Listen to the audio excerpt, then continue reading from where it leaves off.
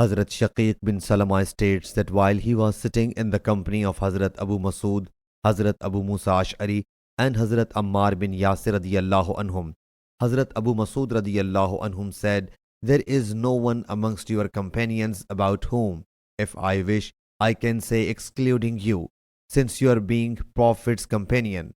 I have seen no flaw in you greater than your hurry in this affair."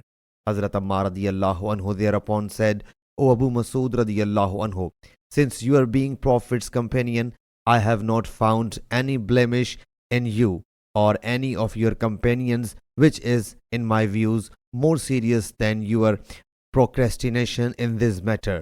So Hazrat Abu Masud radiyallahu anhu, who was a prosperous fellow, said, "O slave, bring 2 dresses."